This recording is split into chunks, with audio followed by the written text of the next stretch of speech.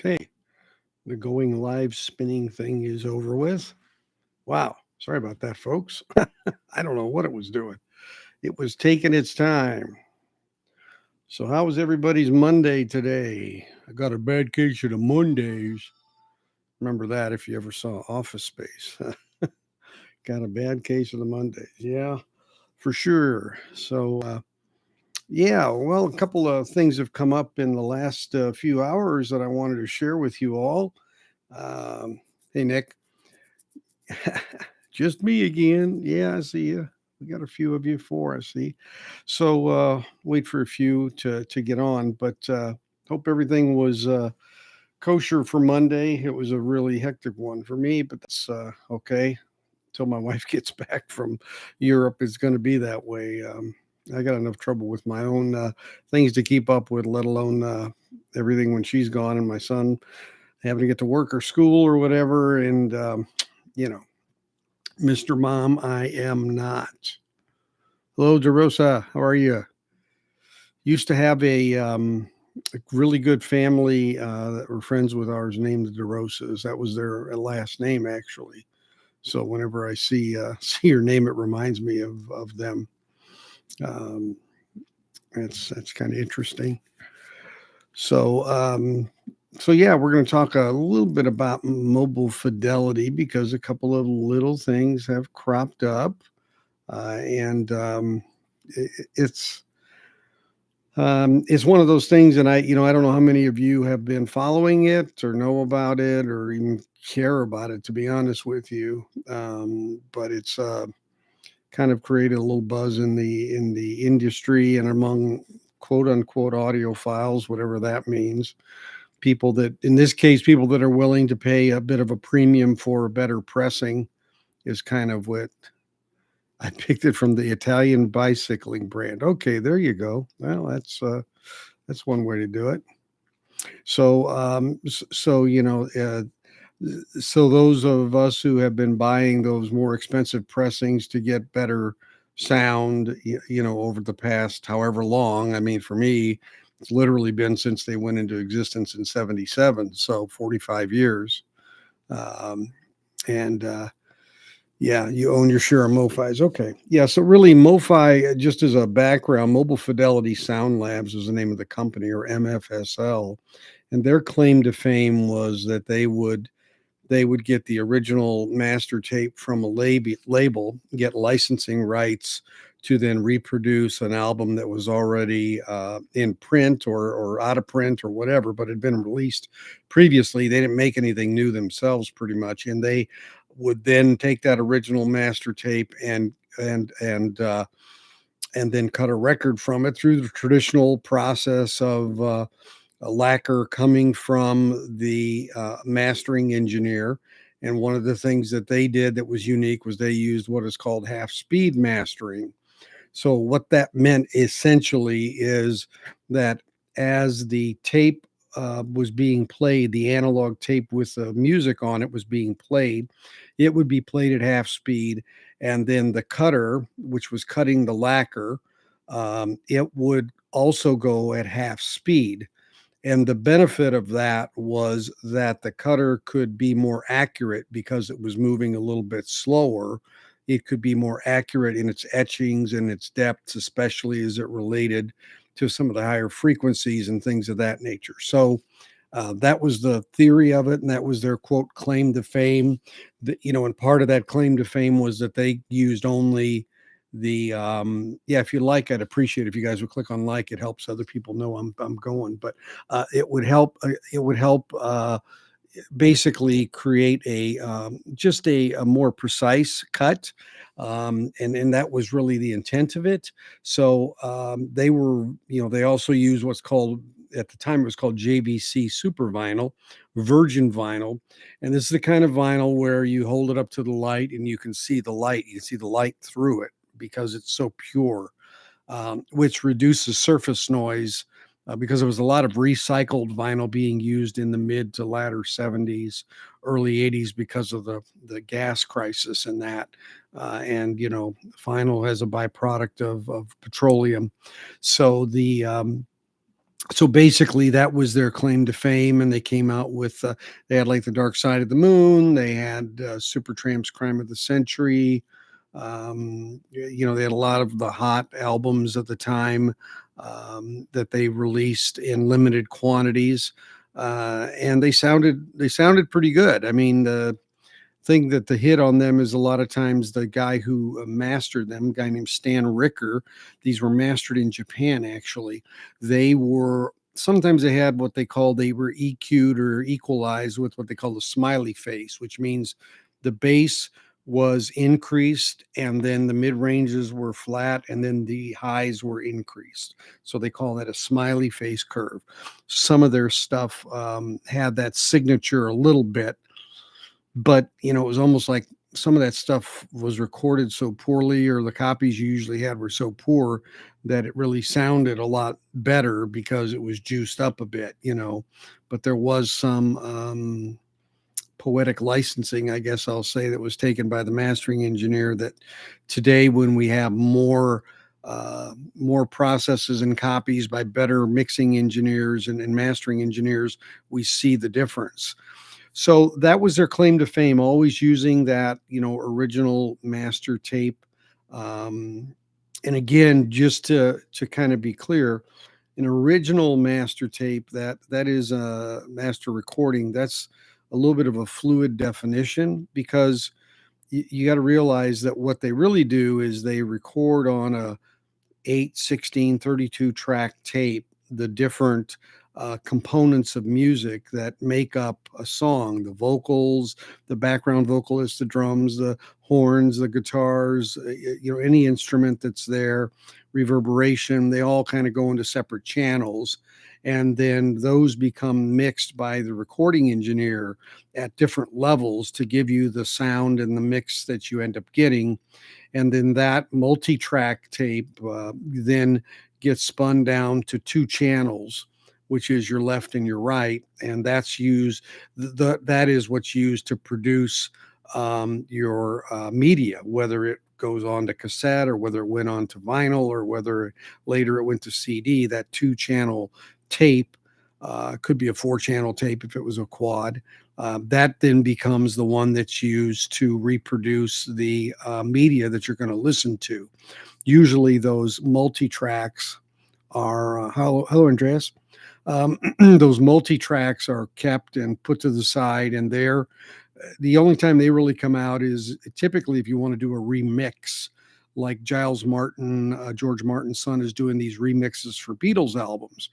Well, in order to do that, he has to have the multi-track originals to change the orientation or the strength of certain instruments or voices, move them left or right. You've got to have basically the multi-track, because once you get it down to two channel, that's already baked in the cake, and you can't do much about it.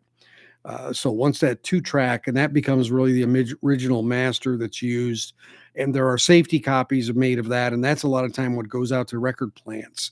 That original master isn't going from place to place to place. It's usually used at wherever is local. Let's say it's mastered or mixed in Capitol, and let's say Hollywood and Vine, and it's done there, and then they have mastering facilities.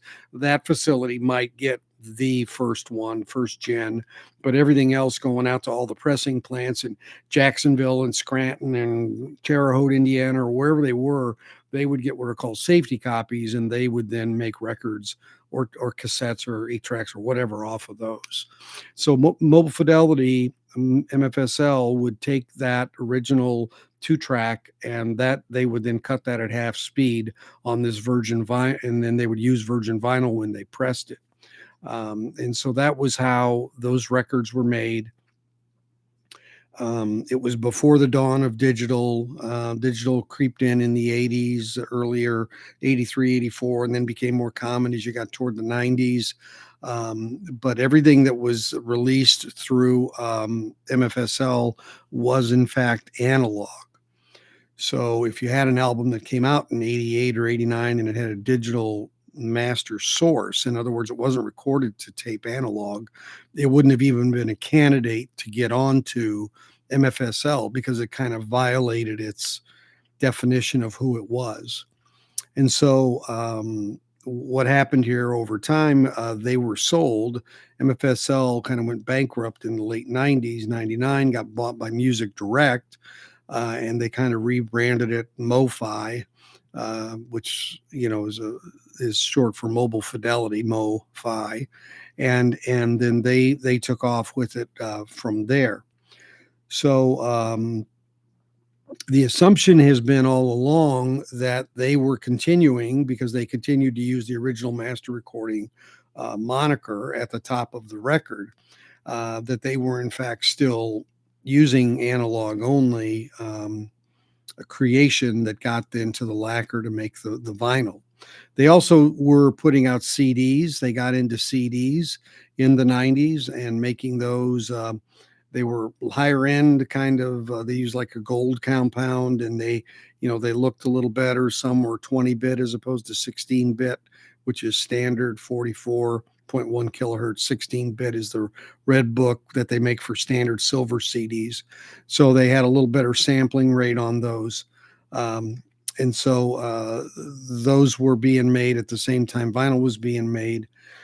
And then here in the last 2 months, there came to be a bit of a rumor or a bit of information from a Deep Throat kind of thing that they were in fact putting in some digital steps in the process, that it wasn't pure analog going to the lacquer. And so the gold CDs are excellent. I've got Asia. I think I've got Days of Future Past. Yeah. The UHCD or whatever they were called at the time. They had a lot of different names. And then Gain 2. We'll talk about Gain 2 in a minute. And so it came out that, yes, they were taking whatever was the original master tape that was made available to them, if they couldn't get it, to bring it down to their place in Sebastopol, California, where they actually were doing the work to create these discs. Especially Sony, they had to take their equipment up to Sony at Battery Park, New York, and they had to copy the master onto DSD, which is digital stream data from this creation of Sony. And it's a digital archiving method is what it was designed for, archiving files. And they copied that from the master tape and found that it was, quote unquote, every bit as good as pure analog. That's that's what they say. That's what they believe. And frankly, now that all of it's come out, there are many titles that they have that have come out that do sound damn good given the process they used. So I guess you could say people were fooled in the sense that they couldn't tell the difference. And there are some people who said, well, I can always tell the difference or whatever. And, I'm not getting the weeds of all those kind of things, but they have made some good records with that process. They've made some not so great records with that process, and not so great records with all analog too. I mean, it's a complicated formula. But at the end of the day, they didn't tell people. They didn't say we're using digital. We're using, you guys are paying $125 for these one steps, and there's a digital step in there. And thanks, John. I appreciate that very much. So, and I've got videos on my channel about all this starting on episode 21 if you want to get into the weeds a bit and see how it progressed. But I'm going to give you an update today of what has happened literally today. And so this became a big controversy, and Mike Esposito, who's the owner of a place called the In Groove in Phoenix, a record store, he has a big YouTube channel. Really good guy, I bought stuff from their place. They do great packaging. I mean, don't have any doubt at all buying from the In Groove in Phoenix. They're really, really solid. When they get titles in, they'll warn you and tell you ahead of, when they show up, they'll tell you when they get in stock, so you can buy one real quick. You'll get a text. It's really nice. So he was the one who kind of brought this up. Michael 45 RPM audiophile also had mentioned it out of Germany a few days before, because everybody was thinking, how is Mofi going to make these 40,000 Michael Jackson Thriller albums? Because the way records are made, one steps are made, they go from the lacquer, and then the lacquer creates the stamper. And the stamper only yields a maximum of 1,000 records. So if a stamper yields 1,000 and you're doing 40,000, you have to run the tape 40 times to create 40 lacquers to get 40 stampers. And the truth is, not all of them make 1,000. They wear sometimes or have an issue. So you need more than 40 to cover 40,000. So the question came up, okay, you don't have the mother, father hard plates. How are you going to do this? Right. And that's how it turned out. Well, no, Sony's not letting us run the tape 40 or 50 or 60 times. We've got a DS file of that, a copy, and we can run it any number of times we want. No big whoop. And, from a technology, capability standpoint and understanding that you don't want to wear that tape, that all makes perfectly good sense. But it kind of opened up the kimono that they were using digital, but it turned out they were using it long before the Thriller issue, long before the One Step issue. So they were, at first thinking 2015, then John Davis came out, who's the owner of Mofi and Music Direct, and he said, no, 2011, it was Tony Bennett's I Left My Heart in San Francisco. They said, but we're going to put out all the provenance, which means the way they were recorded or mastered. We're going to put that on the website for every title, and it'll say it there. And they've started to do that and have a lot of them done. And ironically enough, turns out 2007 Natalie Merchant's album Tiger Lily was DSD 64. So that's 2007. That's 4 years prior to 2011, and it wasn't stated. So there may be others. We just don't know. We don't know, I guess.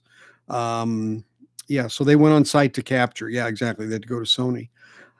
And most places are starting to hold on to their tapes, hold it pretty close to the vest. They may give to some of the best mastering people like Bernie Grunman, or Kevin Gray or Ryan K. Smith or Sterling, Ted Jensen, though they may release some, but Sony's probably the closest to the vest. And so you got all those titles on Mofi that are all Sony based. You got Paul Simon, you got the Dylan catalog, which is huge. A lot of stuff is in their wheelhouse that they own. Kind of Blue, all that kind of stuff. So that kind of became the way it came out, and that became now the over time looking at the history of when it started. So that all being the backstory, what happened today? Well, two things happened. They're kind of independent of one another. The first is that and I got in the middle of this. I was looking at, I had heard that Tom Petty's Favor, which was a CD-only gold disc release on MFSL, because it was 98, October 98, before they got sold to Music Direct, that it had used DSD, which was a little funny because DSD, I don't think officially came out until 99. So it's like, so were they in a beta program with Sony or what was going on? And so I went to a site here. Let me pull it up real quick.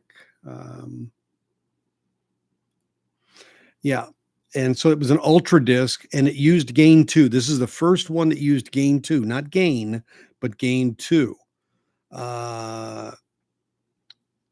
It says Mobile Fidelity's initial releasing using this new gain 2 technique, a proprietary process that combines major modifications to their Studer A80 tape playback machine, a new custom built analog to digital converter, and Sony's direct stream digital DSD recording system and down conversion box. Okay. So this was October of 98 that CD was released. So they had to have been working on it earlier in the year to get all this put together. This article came out in January of 99, and then Music Direct bought them later in 99. So the seeds of this actually were acquired by Music Direct now. So it's like, but it wasn't for vinyl, it was for CD. But over time, they came to realize they wanted to try to use it for that.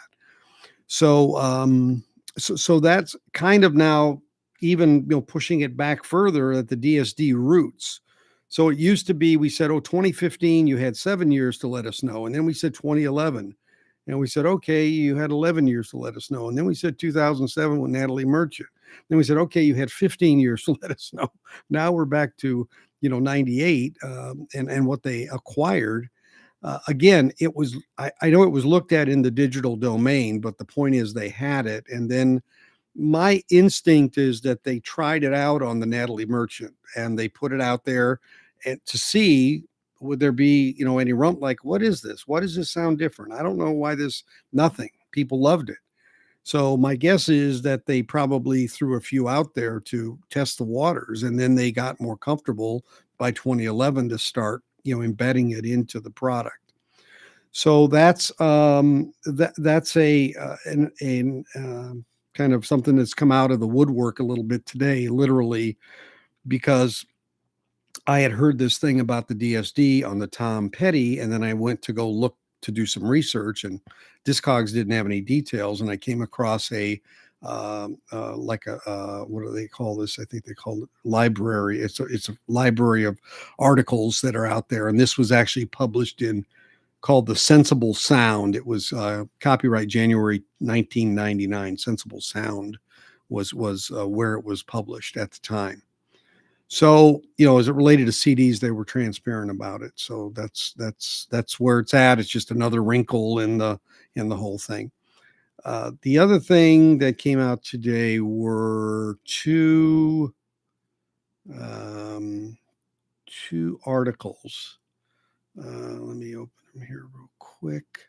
So I don't know if anybody remembers that there was a Q&A that was in the Absolute Sound magazine, and it was published on Mofi's site as well, a Q&A with Jim Davis. It was submitted questions that were answered with Jim being the responder. I mean, given the response of some of them, I'm sure there were technical people involved in answering the questions and all, and that's fine. So they provided kind of this forum by which Jim could, provide more details about what was going on and whatever. But today they came out and they basically started. They had two different articles. One was called a guest editorial, okay, and this guest editorial was done by Mr. Valen, who's actually part of Jonathan Valen, who's part of the Absolute Sound. So that was a guest editorial for him. And then the other one was done by Robert Harley, who was the author of the previous Q&A. And he's on staff there at the Absolute Sound as well. And so both of them basically take the approach of basically saying, in a nutshell, yeah, we know Mofi did some bad things. We know, they could have done things different, but it is the way the sound is what matters. And, we really think that people should, basically give it up, in sense of saying, well, be charitable toward them. And let bygones be bygones, and get over it. One of the comments actually said at the end, this one caught my dander a bit. Hang on, got to open the second page. Yeah, it says it says, as with all things audio, quality is best judged by listening, not by adherence to any fundamentalist dogma. And I do agree that, listening is the end case evaluation that one should judge what they like by, whether it's the style of music or the recording of music or whatever. Obviously, that's the case. The dogma here, I think they mean, is the AAA dogma, that it's not all AAA. But there is also the truth dogma of, why shouldn't we expect that? And what makes me think there's going to be more truth in the future? I don't know. It's kind of like, trust me, I'm not at that point. Now, at the same time, I'm not at the point of saying I'm not going to buy anything of theirs either. I'm not in that crowd either. but I will be more selective. That's for sure. I think I definitely have looked at canceling some that I've pre-ordered because I was on the I was on the edge about getting them in the first place, like Van Halen. I'm not a huge Van Halen fan, but I thought, if the one steps are, that valuable and getting to be that, predominant to be treasured, I want to have some continuity in my collection. But now I don't feel that way. So it's different, so anyway, so I'm going to go look up your comments. I've been yapping here. Give me just a minute. Tiger Lily sounds absolutely phenomenal. There you go. Okay, yeah. So I mean, I'm yeah, and that's fine. And apparently they used DSD-64 for that. So that tells me it was probably a pretty solid recording, out of the gate. Yeah, and there's things that are digitally sourced right from the jump, right? Brothers in Arms by Dire Straits, Night Fly by Donald Fagen. I mean, there's things that are digitally sourced right out of the gate, and they sound great. So I mean, that's not the question.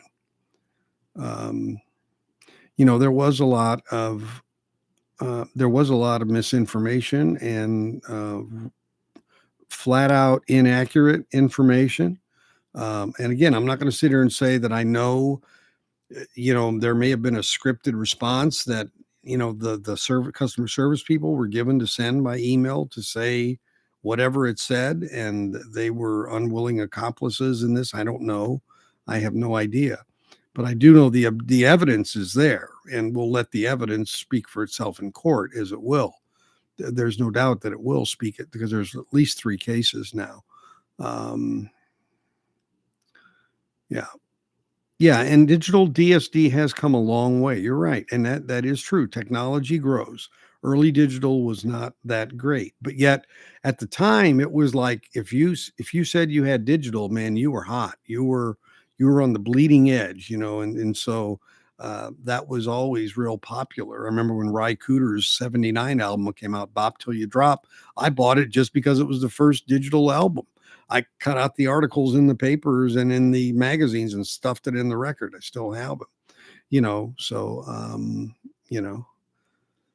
but, yeah, and I don't know, Jim's a business guy, I'm not sure I really wish, John Wood or somebody there in the mainstream of Mofi, not Music Direct, but Mofi, would have been really the voice. They still don't have a voice. They still don't have a Chad. They don't have, they don't have like these other labels have. Tone Poets has. I mean, they seem to have someone who is the face of them, and Mofi, just does not.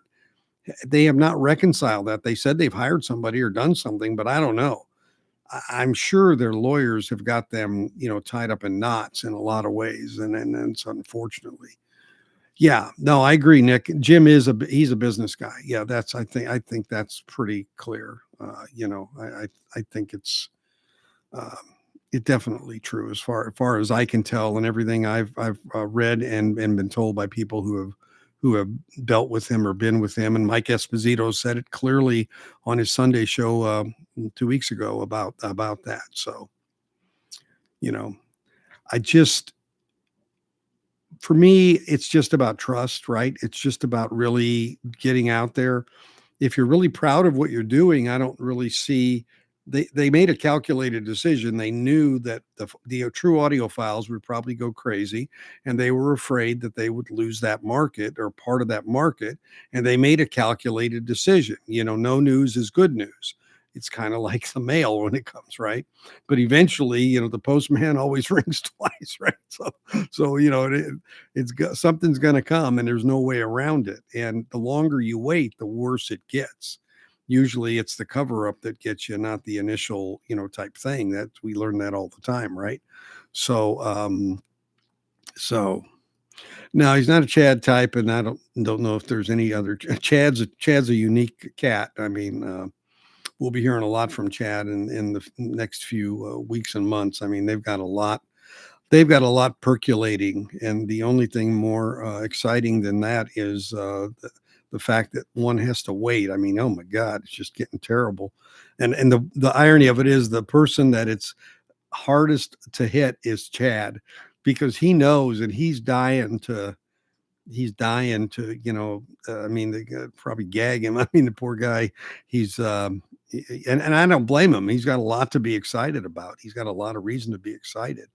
And, but he's going 90 miles an hour, and that's, it's all for the good. I mean, we're going to all benefit from it. So, yeah. Being able to see through a black record or other color doesn't mean that the vinyl is better or superior. Well, I would respectfully disagree in this regard. You have to have enough cleanliness of that compound to be able to see it that way, to be able to see through it. You have to have that cleanliness of it. And so I think it does contribute to the cleanliness of it. Now, surface noise and how it's cut and all of those things and how thick it is, those all, so you can do a cut on a virgin vinyl that doesn't yield as good a result as on the other. But again, that's not a product at that point of the vinyl. It's maybe a product of the way it got cut. So I'm just saying that from a pure PVC, materialistic standpoint, the purity of that has a value, has a benefit if it's properly made holistically in the process. Two being processed the same, one's definitely going to have a lesser noise floor to it than the other, because the recycled vinyl especially has a lot of garbage in it, and garbage is noise. And so I would just say that it has been my experience, and even take QX, take a lot of A&Ms, go to A&Ms in the 70s and early 80s. A lot of A&Ms are virgin vinyl. They were making some top rate records, and they were even doing it with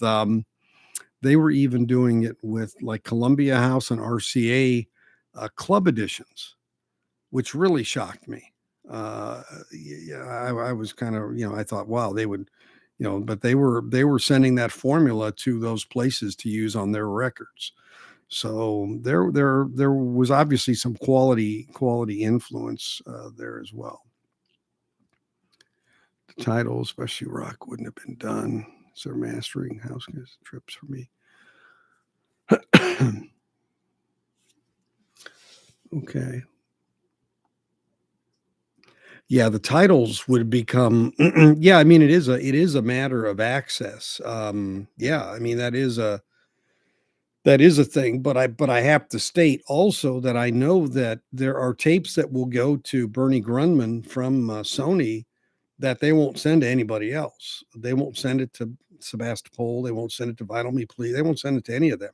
They'll send it to Bernie, because Bernie is, that he knows. So, I mean, there are some of those exceptions that still exist in the industry because of history and because of trust and because of the ability of those people to manage the tape, both in handling and in, even returning it, for that matter. So many get lost.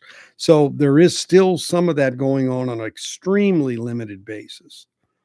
And Chad has those guys. I mean, he has the Bernies and the Kevins and the Ryan K. Smiths and Sterling. I mean, he's got those top-notch houses in his wheelhouse to work with. So he does have a leg up in that, I think, as well. Yeah. Yeah. And there are going to be titles limited. Chad's going to limit titles because of his taste. He's going to limit titles because he doesn't think they sound that great, and doing something to them isn't going to make them any better or much better. So we went through that conversation, and that, I mean, he's like unapologetic about it. This is who he is. He can't be all things to all people. This is going to be his catalog. I think people are going to like some of the expansion in that catalog coming, here in the not too distant future. So hopefully some of that will wear off, I'd say.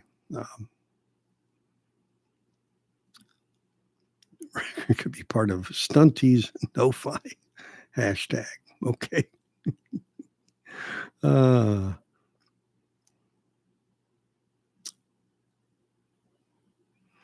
yeah, I think that they could be beat. If and it's like Bernie's not involved in Thriller, which is just like crazy. I mean, he was involved in the first one. He's cut 120 iterations of that. I mean, to make lacquer, to not just lacquers, but lacquers to make mothers and fathers, for the sales of that album in the hundreds of millions. So why he's not involved in that, I think that's a miss. That's a huge miss, really. Uh,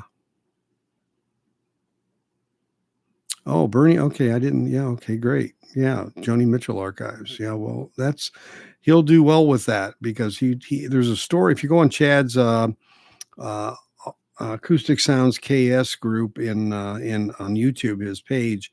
There's some interviews with Bernie, and one of them's about Carole King. I talked about it last night. You should watch it. It's interesting with that kind of music where you don't have to do a lot, but what you can do with it really does draw out what's there. So yeah, yeah. How far that plays into it with Chad's taste? Yeah, big time. It does. And like I said, he's unapologetic about it. That's true. He has They only get an analog copy of the master tape. Yeah, well, that depends. Speaker's Corner also depends whether they've got a tape in Europe versus the US. That's another variable that they have. I talked to Kai Seaman last week, and I've been talking to him for a month and a half on another topic. Didn't realize he was the president of Speaker's Corner. He never identified himself as such, but we're going to have an interview with him when he's back from his sailing trip in 3 weeks or so. So. Um, yeah, Herja, yeah, that's a great sounding record. Van Gelder explained that both LP formats could be made from the original tape, not copies, because analog tapes do not like to be copied to other analog tape. Well, yeah, I mean, copies are copies. I mean, that's always the case. There's some loss. Anytime you get away from the original, whether it's moving it to DSD or whatever, there's some loss. Now the digital accuracy is getting better and better and better, obviously, as that progresses in the technology. And we expect that to happen.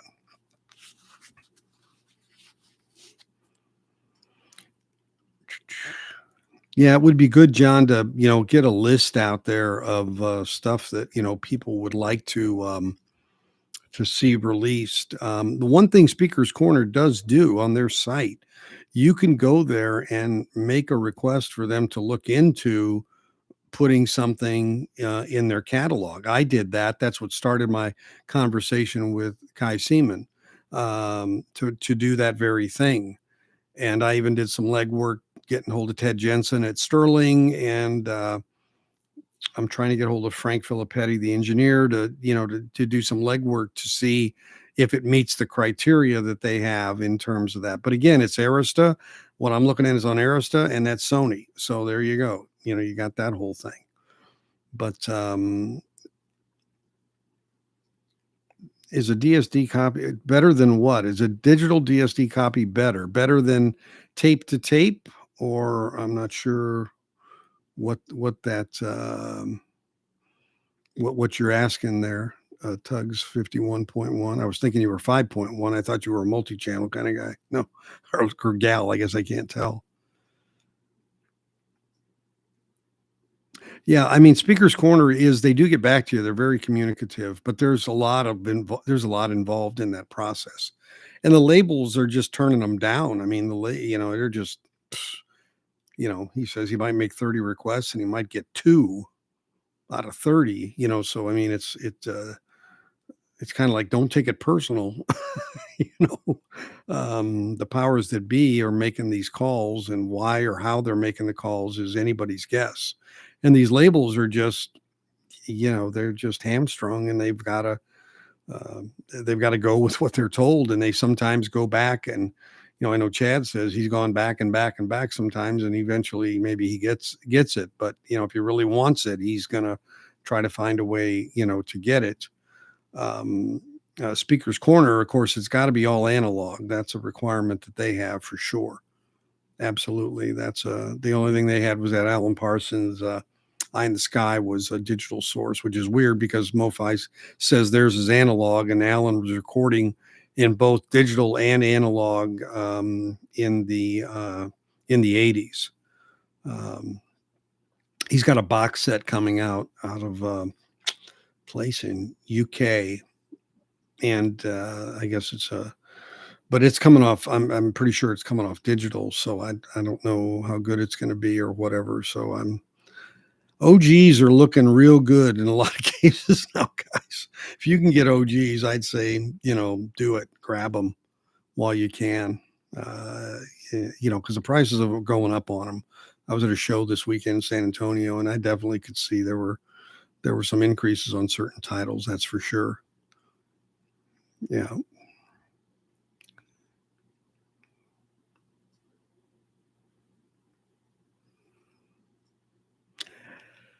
Yeah. John, you're right. I mean, it is tough. There's a lot of people in the mix, no pun intended. There's interests from all over the place. Everybody's looking for their piece of the pie. Okay.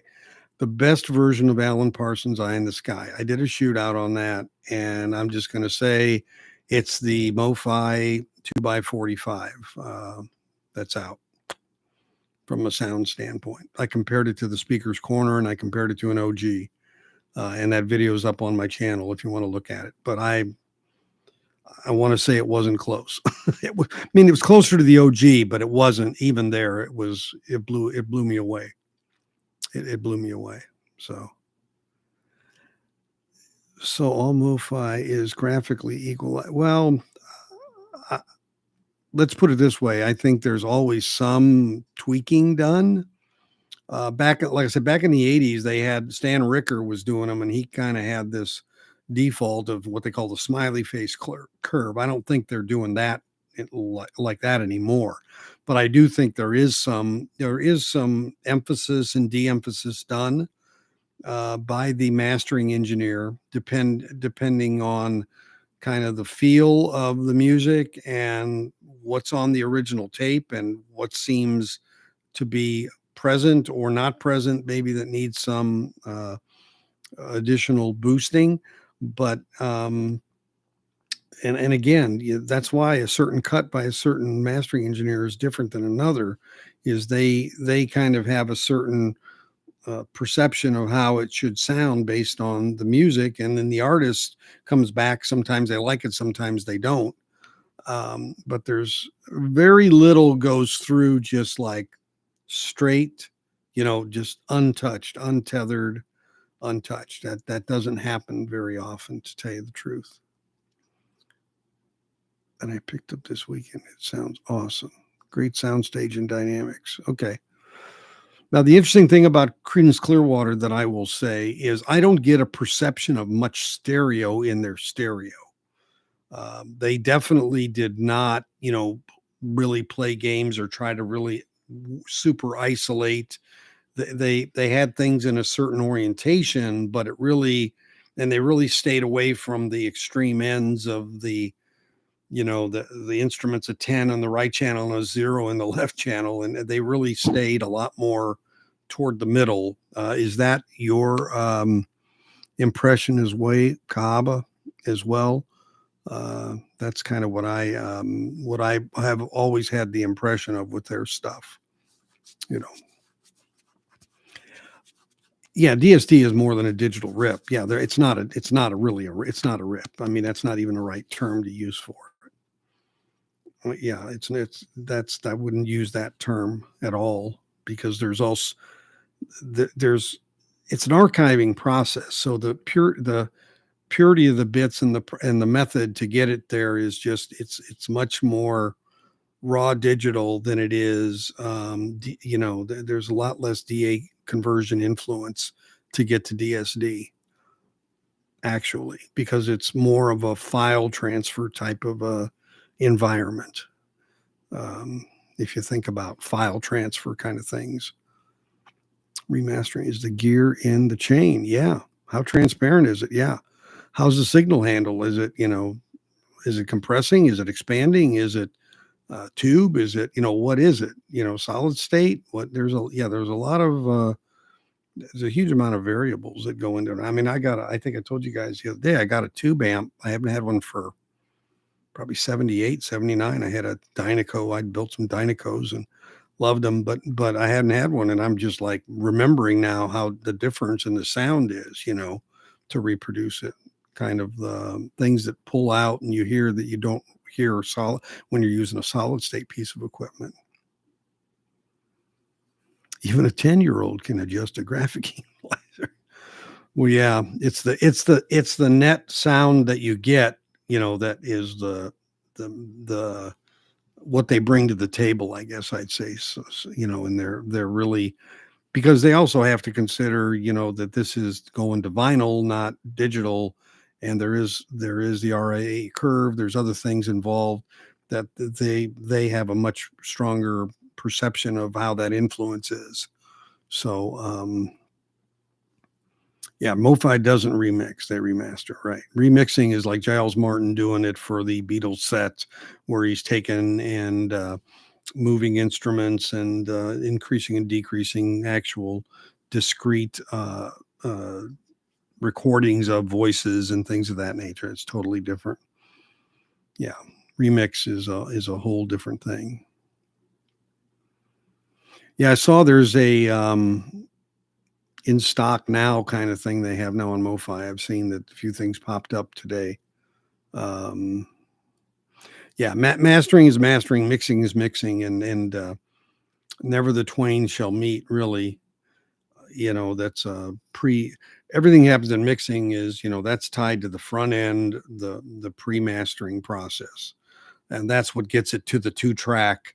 Which once the 2-track is made, then that's what the mastering engineer gets. He typically doesn't get the multi-track. He gets the 2-track stereo, and then that's what he can play with a bit to get onto the lacquer. So yeah, totally different thing. And it's fine. It's that is always a question and always a confusion. I think that comes up. Mastering and mixing have similar sounds to them, but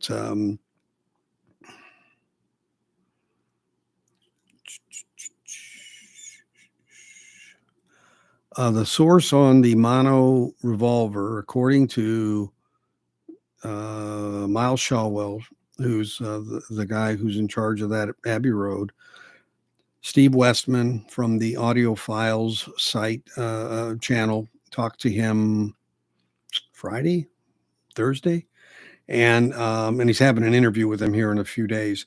And he said he's 99% sure it's all analog, but the question still keeps coming up: why aren't they using the original plates from the mono box? Why are they creating new lacquers? It's that's the thing. It's just I don't think anybody's yet comfortable with the answer.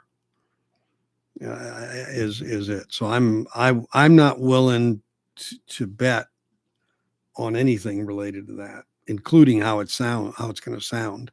So I ordered it, so we'll see. I'm going to find out. What does that mean?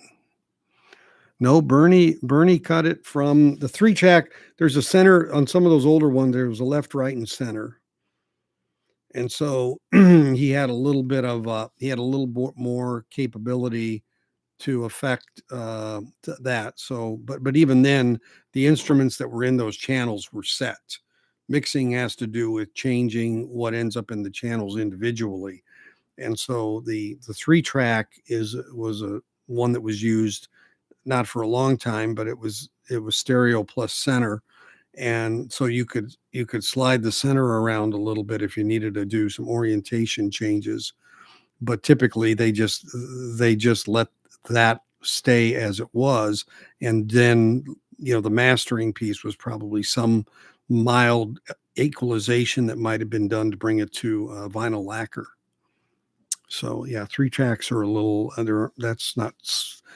We know about it more now because of some of these jazz titles and like Kind of Blue, and there's been a lot more discussion about those. But I hadn't heard of a 3-track. I'd forgotten about 3 tracks because it didn't have a lot of longevity from back in the day. Restock America, yeah, right, they do. Yeah, those haven't been out for a while. Um, will it be a different mastering? Yeah, see, that's what I mean. It's a half speed man. No, I take that back. I think they said they weren't going to half speed master that one. That's right. They said they weren't going to half speed master the mono. So it's supposed to be straight off the mono with the original mono, but they're not making the stampers out of the original plates, the original mothers, which is the peculiar part. We're not sure why.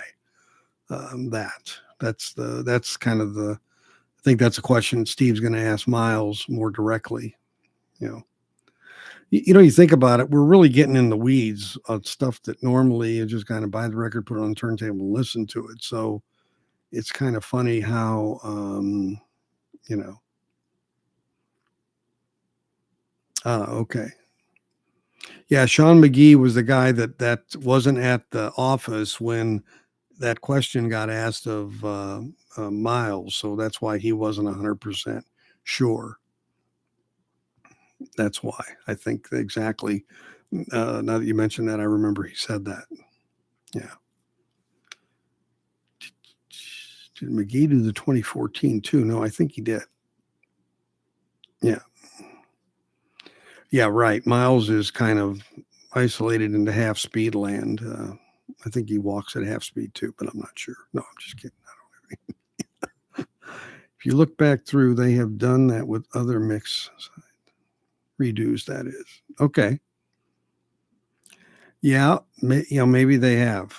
It's just it defies a little bit of.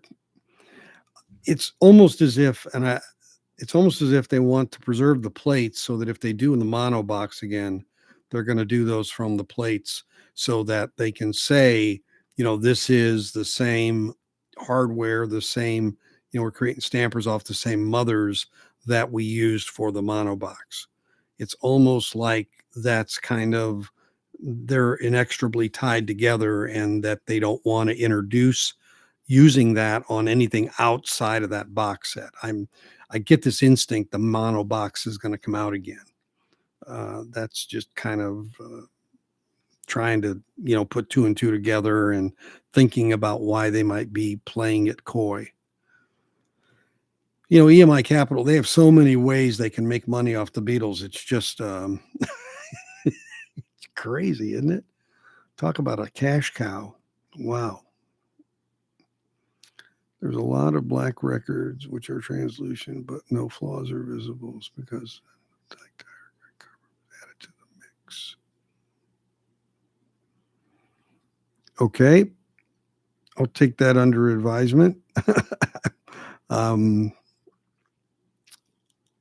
Yeah, I've not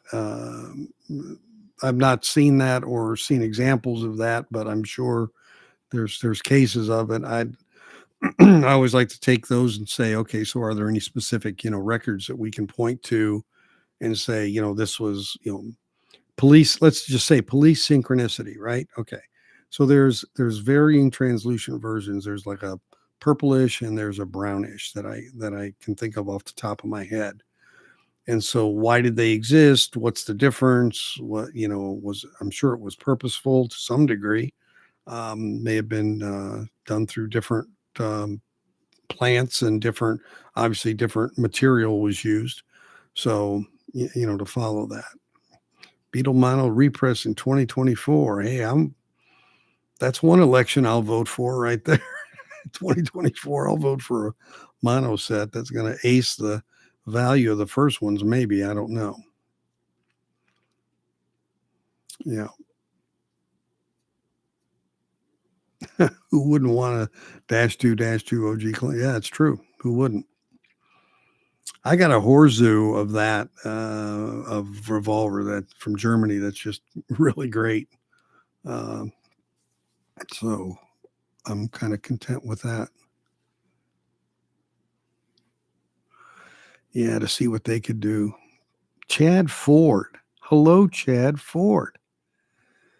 Chad is a guy, probably one of the best drummers of that is I mean, not at a superstar status, but I mean, I don't know, Chad, are you still doing work for Jesse? I mean, Jesse Fry's a local artist and out of Denton, Texas, and had some decent success. And Chad's played on her stuff, but he's an amazing drummer. And once in a while, I embarrass him and put on an old T-shirt from a band he used to be in because we used to follow him. And so yes, sir, Chad's a great, yeah. So Chad's got his home life and his kids now, and really, really great. But yeah, boy, he used to do a drum set. He'd bring a snare out and do a standalone thing on his own. And man, it was just, are you doing the Dallas Cowboys thing, Chad, this year? I thought I saw, maybe you are. I mean, I know you're not involved in them scoring points, apparently. I'm sure go there, but he was, I think he was drumming with the Cowboys group out there during intermission or whatever. But he's really great to do core. Okay, all right, great, very good. Yeah, he's a fabulous drummer. I'm envious of his skills, believe me. I play drums some, but I mean, that guy's got the chops. Really got the chops. A&M and a lot of independent labels. I'm back to Automated Electron. Had their records pressed by Columbia Santa Maria. The plant was using virgin vinyl before virgin vinyl was even a topic, right? Yep, there you go. Yeah, that is correct. Abby is a marketing problem for themselves. Yeah, the half speed thing. I mean, go and watch a video by Kevin Gray about half speed mastering. I kind of took a gut shot when I saw it because I grew up on some half speed, and I respect Kevin a lot, and he brought up some technical challenges about octave changes and things that occur that you can't quite fully recover. And so, that may be why Mofi stopped doing it. I don't know why they did.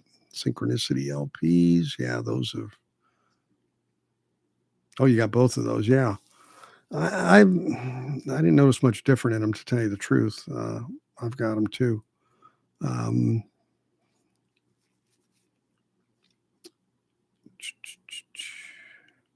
Yeah, Abbey Road went that. Yeah, I mean, and I've heard some are good. I guess Avalon by Roxy Music is fabulous, but I got a few of the early McCartney ones with half speed and like Ram, which is one of my favorite albums, and I was not impressed. Not impressed. Here you go. Flam account.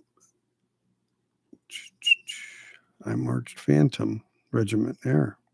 Chad's getting it going there, yeah.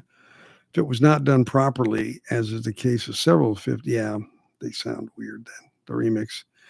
Yeah, early stereo was to sell, the like separating voices and I mean, that was a big sell, like, ooh, it's over there. It's very unnatural, of course, but it was really, they were, I say, using them for demonstration purposes, but it was really a big thing to kind of keep things as isolated as you can. Plus, you had less tracks, and you couldn't do a lot. You had to kind of make some bad choices.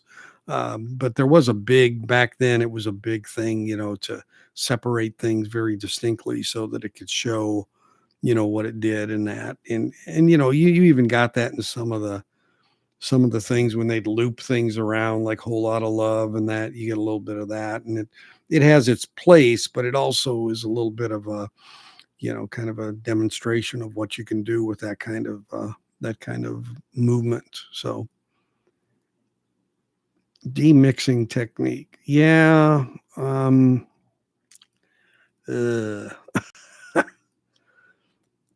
The problem I have with it is I think there's a lot of artifacts that exist when they do that, from trying to segregate it back out. And I just think those artifacts stay when you put it back in. and there's some trailers, I think, of those artifacts that stay there, and they just, it's almost like they're subtle. They're there, and you don't can you hear them? You can sense them almost, I guess is the way I was going to say. I think that's my thing about it. It's like a lot of things with technology. Just because you can do something doesn't mean, look at like stereo rechanneling they used to do to try to make stereo, and it was like, ugh, just terrible, artificial. And these things are just digitized artificiality is all they are. They're easier to do. You can, but at the end of the day, you're really, you're ripping apart something to try to put it back together. And I just, at the end of the day, think that's so. Chad, you're on here, and I got to tell you, I tried as hard as I could to get Jesse to release Obsidian on vinyl because I thought that was such a great album. And I know she moved in a little different direction, and maybe she's not as, I've actually wanted to interview her on my channel, and I sent a few emails, but I hadn't. So if you can help me out, Chad. But Jessie, I really, she's just natural, got a great voice. She's a great artist. I mean, she's just, one day I just think she's, people are going to know who she is above and beyond, the scope right now. But yeah, I would love it's on my top 5 list of albums that I want them to release on vinyl. So there you go. So it's, of course, I'm hoping that, there's things that are going to get reissued on vinyl here soon that, not that they've never been on vinyl, but that they're going to get an upgrade. I'm looking for some upgrades to things just to hear the next generation of what can be done with certain things. Let's see. CCR used what John Fogerty described as RCA style of the band. Yeah, there you go. Yeah, CCR. Yeah, so that's what I was saying earlier. There's not a lot of forced separation and that kind of thing to the channels that I sense. Yeah. So if he has any plans of reissuing Art Blakely's Moanin'. Okay.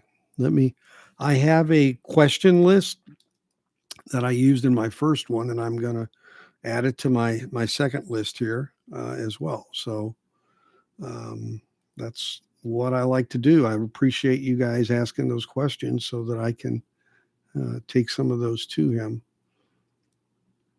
But right now he's running.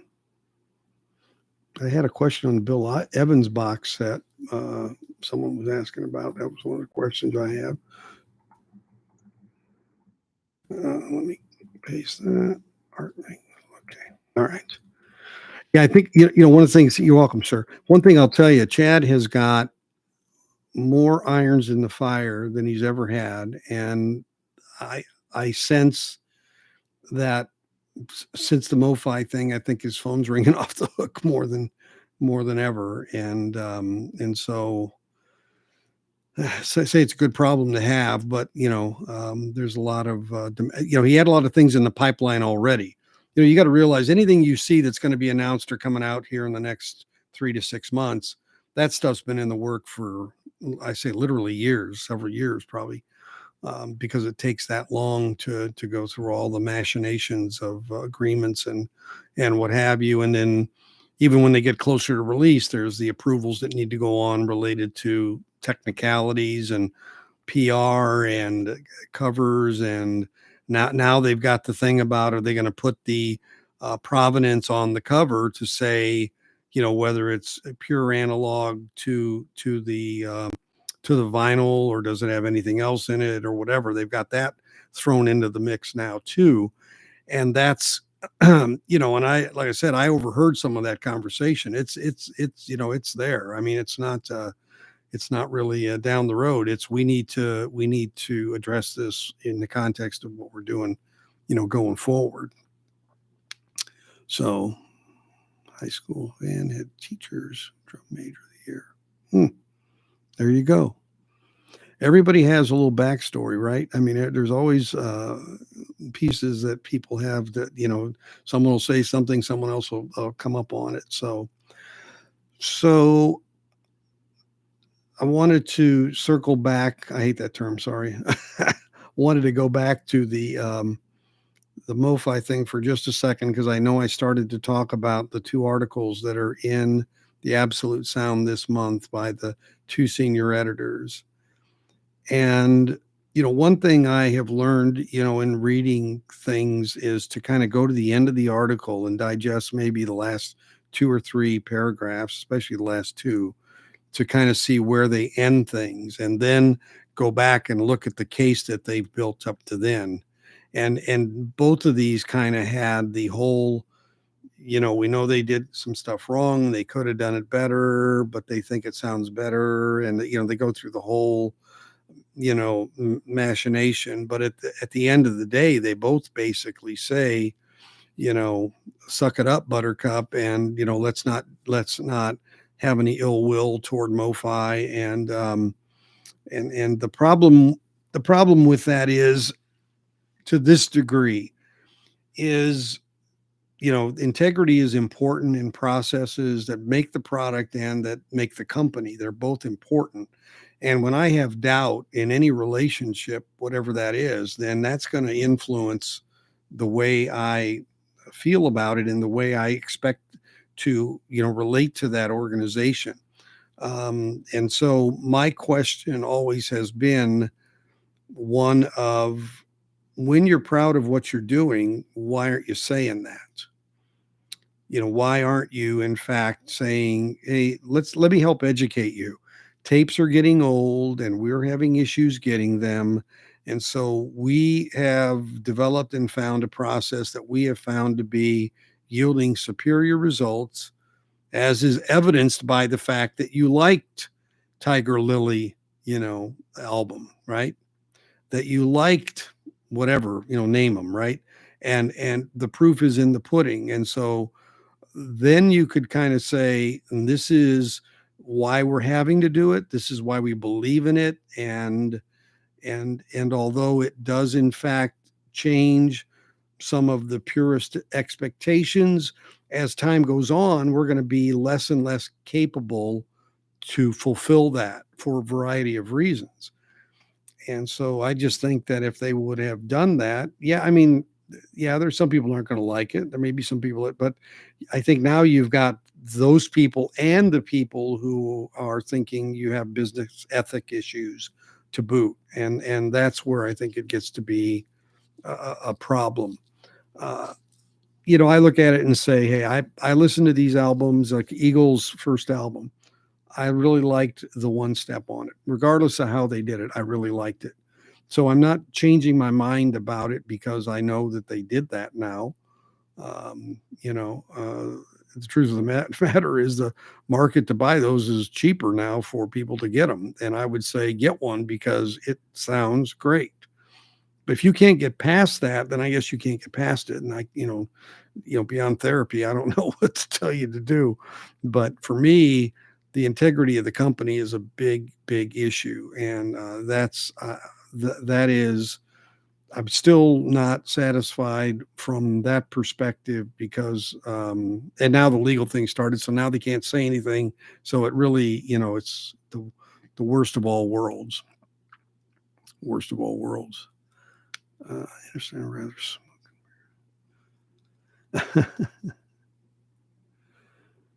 So if you suspected it, I don't know. I guess I didn't think about it. To be honest with you, I didn't think about it. I was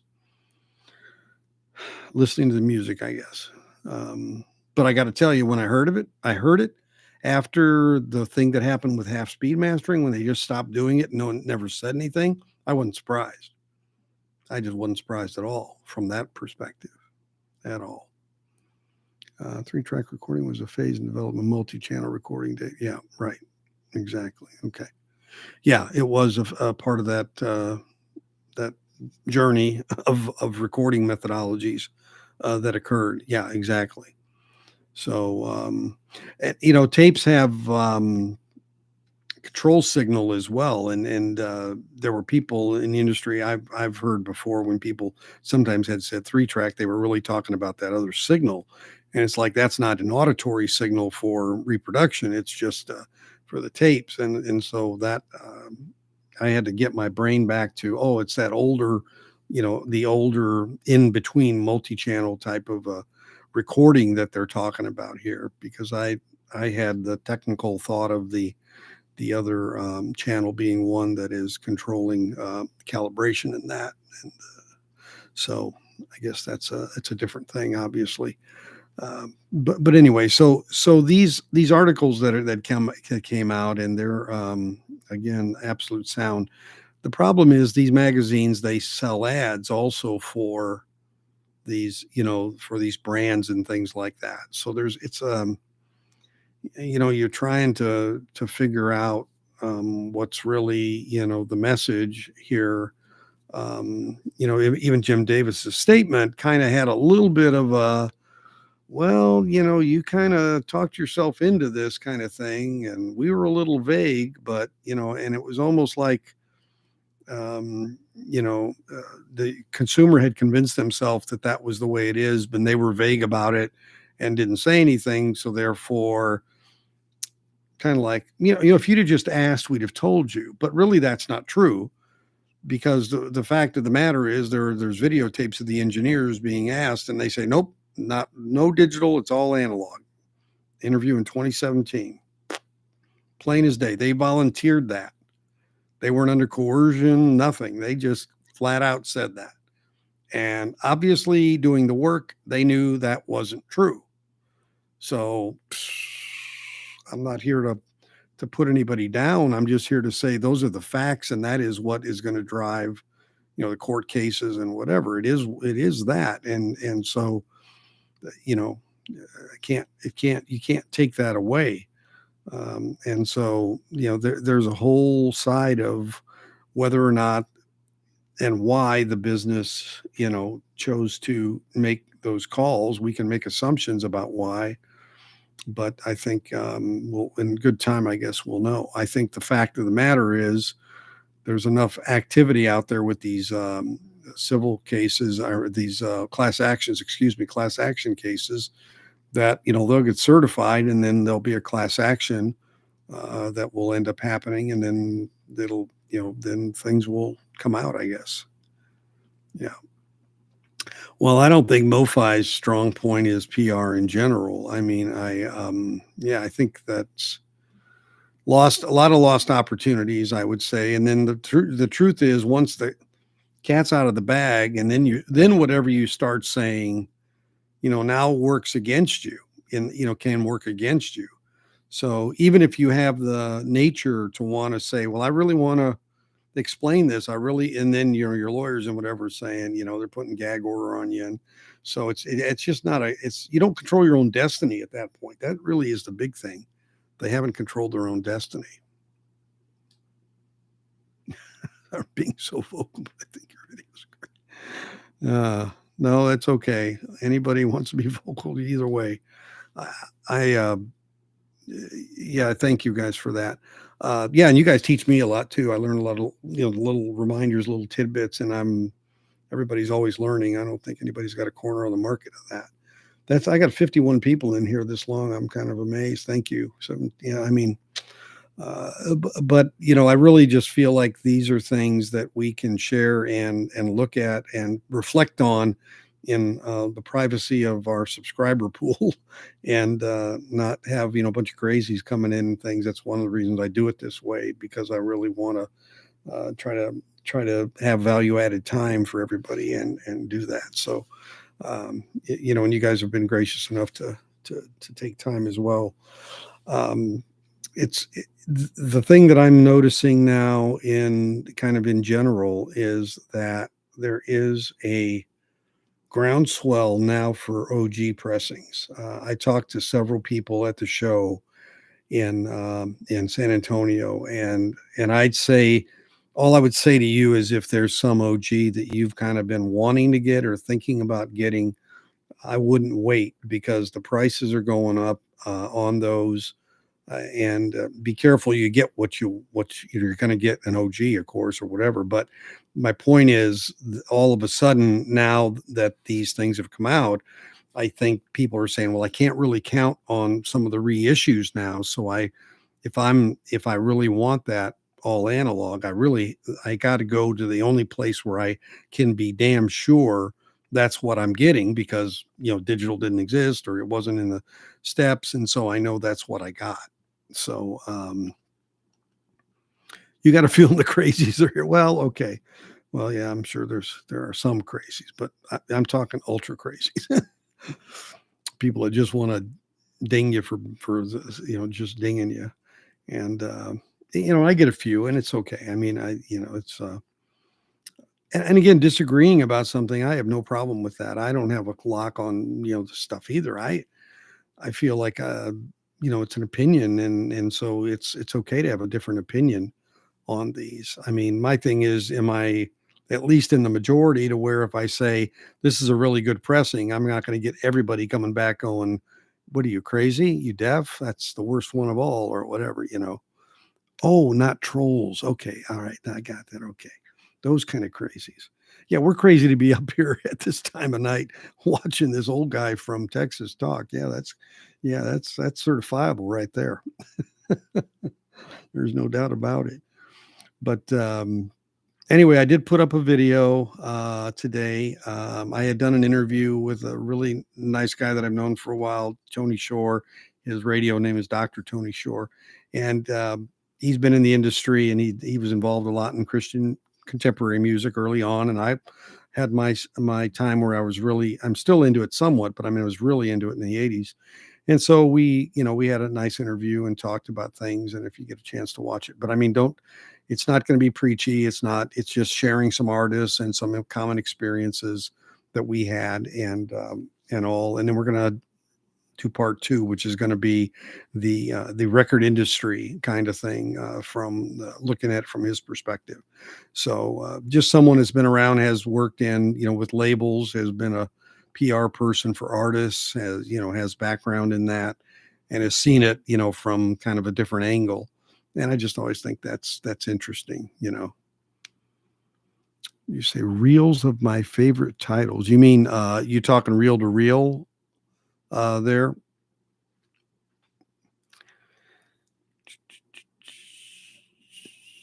Wilson McKinley. Jesus Freak Brand. I've heard of them. I can't remember if I've heard songs by them, but I've heard of them. Yes. Yeah. Yeah, definitely have.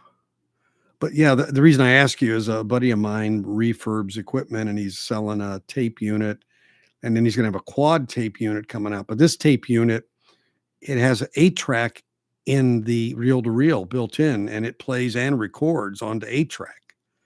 And it's an Akai, and he's selling it on eBay. And I think the starting bid's $199. Brian Duncan, Canadian, love him. Yeah, I know Brian. Yeah, know exactly who he is. But yeah, reel to reel. So yeah, I mean, if you're looking for a reel to reel, he's got one starting at $199, and it, like I said, I think it's 7-inch reel kind of thing, and it has 8-track built in. Ironically, yeah. So OG equals original master tapes. Yeah. Yeah, that's exactly right. Yeah. Repair guitars and tube gear for. Oh, okay. All right.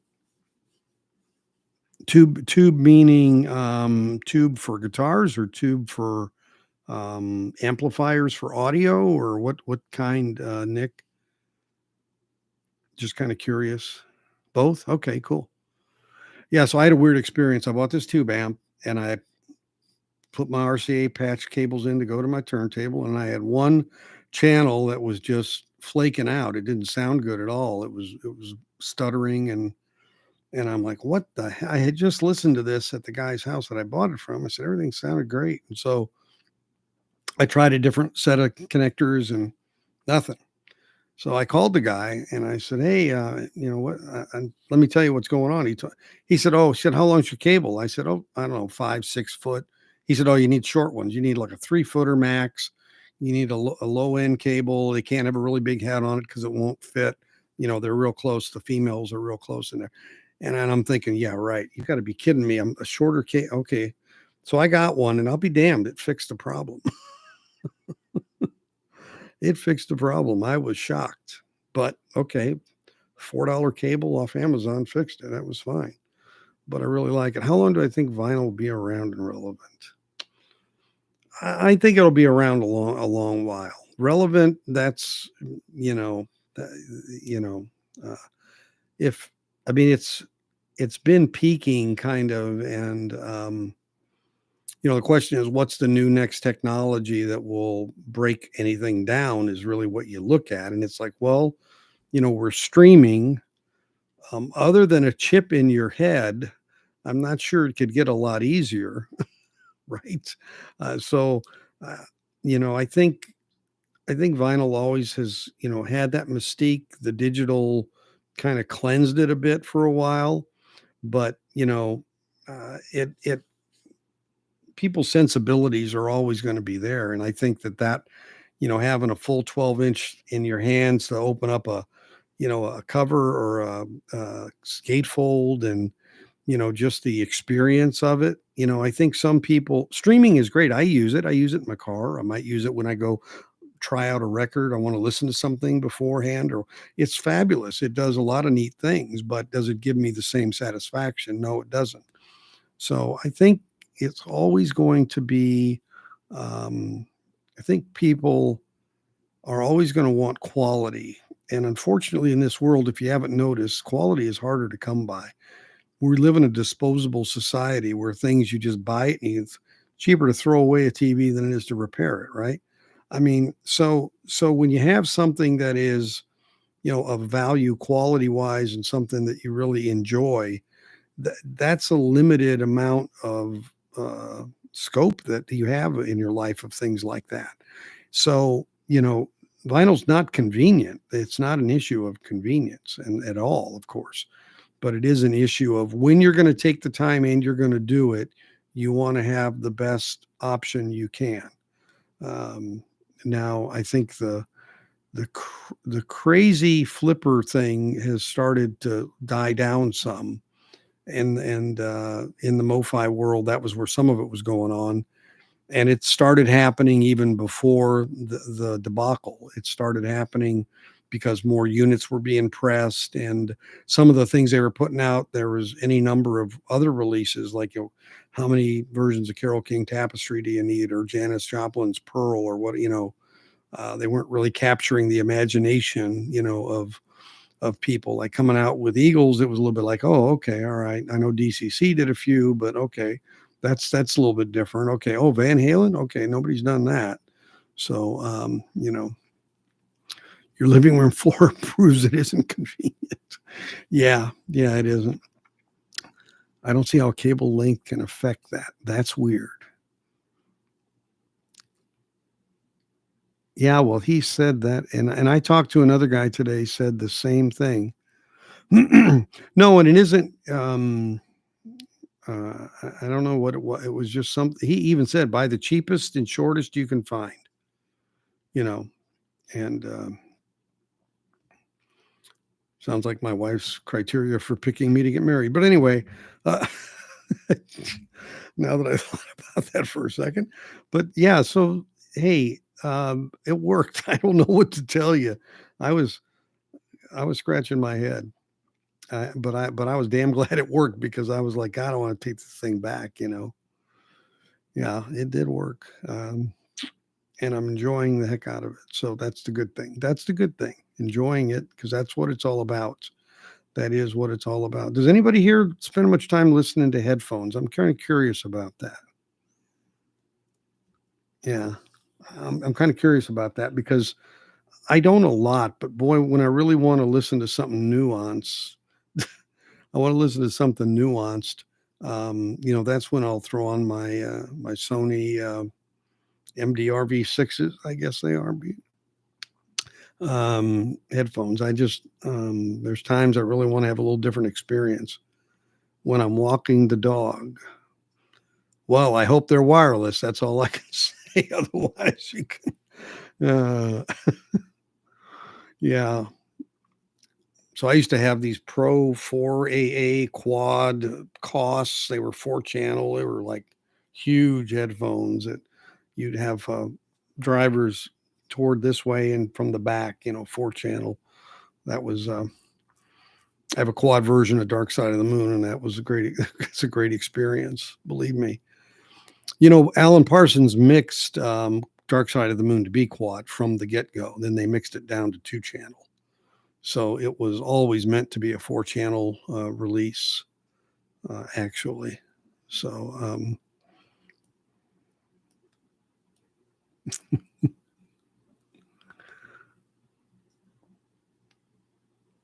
IEMs. Oh, okay. That's all you use. Okay. Oh, days. Okay. Yeah, I've heard of both of those. I can't say that I've heard them, but I've heard of them. Sony was kind of what we used in the studio when I was in radio, and so I kind of got used to them. And so I just kind of have always had that series, and they're relatively neutral to me. And the only thing is the pads that came with them, I had to put a different kind of pad on because they would break apart pretty easily, which is really annoying as hell, as you might imagine. So, yeah. Looking for a pair of headphones now. Well, it depends what you're looking for. I mean, you're looking for wireless, Bluetooth. What do there's a lot of. I got these techniques. Do I know the model number? Probably not.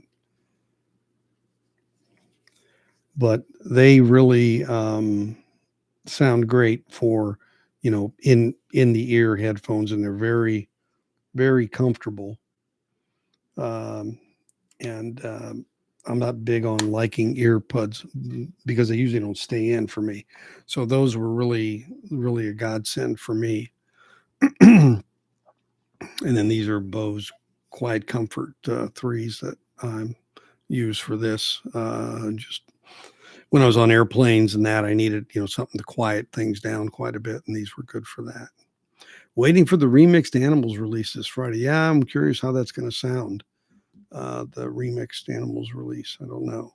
That's honestly not one of my favorite Pink Floyd albums. It's, but there's a lot of people that are jumping at the bit on that one. Now I've seen the SACD and the multi-channel of that coming. Is that coming out on vinyl as well? Probably is. I just, like I said, if it's Animals, I just tend to not pay attention. But yeah, quality anything. I mean, it's like this microphone I got this Shure. This thing, made a huge difference. I mean, from what I had before, even just using the mic that's in these headphones, it's, it pays your money, it takes your chances. You get what you pay for. Whatever old saying you want to use, it's always true. And and then video equipment, it's the same way. So I'm going through that with trying to resolve some issues I had when I was with Chad. And there's just so much out there. Oh my God, it's good news, bad news. And with the whole streaming thing, there's a lot of new things in the market. So I got a guy that's actually usually, I don't know if he's on right now, David, but he's been helping me look at what my options are too as well. So yeah, I'm more inclined to use wired headphones, but I believe that the others have come a long way. But Bluetooth has its limitations, distance and other things. But I would rather have a good solid connection into a headphone jack. It's one thing I don't like in that new tube amp. There's no headphone jack on it, at all. I guess I could maybe do a RCA out off of the tape monitor and see if see what the voltage is there to see if that might work or not. I don't know, but I'm just going to have to wait and see. So yeah, so we one thing is that I think I mentioned last night, those of you that weren't here, that I planning to do a wrap up of my tour at Chad's place at Analog Productions. Working in the edit process of that right now. I'll be doing also a video on 50th anniversary of this album, Can't Buy a Thrill by Steely Dan, one of my top 5 albums. I think it's probably my favorite debut album by a band. Really not a bad song on here, actually. And one of my favorite bands. I was making a list of my top 10 for a thing on one of our pages, and boy, that was tough. It's tough. I could, it's you start throwing people, groups out or in, and you're like, oh, I don't want to throw that one out, but it's really hard. Yeah. Yeah. Early Dan. Yeah. That's, yeah. Steely Dan is like an evolutionary kind of group. They evolved and found themselves. But when you listen to this album, there are a lot of what I'm going to call exotic sounds. The instrumentation, percussion, the just rich, super rich. I've got a quad version of this, and it even draws it out more, where you can hear things broken out a little more. But boy, they just yeah, they did. Now Asia is kind of a standout album on its own, just from just a recording standpoint. It's just made so recorded so perfectly. You can immerse in Asia just as a way to demo a system or whatever. Only a fool would say that. That's right. That's right. But I am a fool to do your dirty work. That's also the truth as well. Yeah. Can't wait to get all the Steely Dan that he's doing. Well, it appeared for a day or two you were going to be able to do that very easily. And then it was like, whoops, where'd that go? Yeah. Well, we got our fingers crossed. I guess I'll just put it that way. I'm never say it's over, never say it's solid and it's true until, it's announced and you can confirm it. I think that's for me the safest, way of looking at things like that. He's got a lot of things cooking in the kitchen right now, and I think that they are. I think they definitely are trying to make sure they've got the throughput, make sure they've got the the capacities and all their ducks in a row, because I think there's going to be some relative rapid fire relative to normal rapid fire kind of situations, and so they're kind of gearing up for that being the case, and that's good. I'm no one's fool. Damn right, I'm everybody's fool. Just remember that. No, but they've got, like I said, they've really, and it just keeps coming. I mean, they're kind of the preeminent, house of vinyl production for anything audiophile right now, and I feel like, um, you know, Chad is going to be picky. He always is, but now he's got a much bigger palette to choose from, which is good because they may not have been things he might have had the time to pursue if he had to just kind of go it on his own and have to start at the early investigative processes. But when you've got things where things are more coming to you a little bit, some of those skids are greased a bit better, I think, but it's still a lot of work. There's no cutting out steps. It's just that you kind of have a little bit of a leg up with the processes being maybe already having some energy to them and not having to drag them through the process to get them to happen, and that inertia. And I think that's I think Chad's feeling that the wind in his back, because there's just the activity levels are just getting up there quite a bit, and so he's really heads down, which is he always is heads down, but he really has it's kind of like, when things kind of raise up a notch, they kind of, you kind of just move into a little different league, you just kind of getting up, in that next tier just a little bit. Chad pressed the Zep. Yeah. Well, yeah. I mean, if you give Chad his druthers, you guys could pick them, yourselves in terms of what he would want to do. Right. I mean, there's no doubt. We have no doubt about any of those things. And the whole thing that's happening here, guys, let's face it, we've got this whole piece of 50-year anniversary stuff coming up here from the 70s that is just like boom, boom, boom, boom, boom, and these labels are looking at going, licking their chops, going, whoa, hey, it's things sat dormant. It's these labels, from these older, like Universal. They have Universal Music E, and it's for the older catalog. That's a money maker.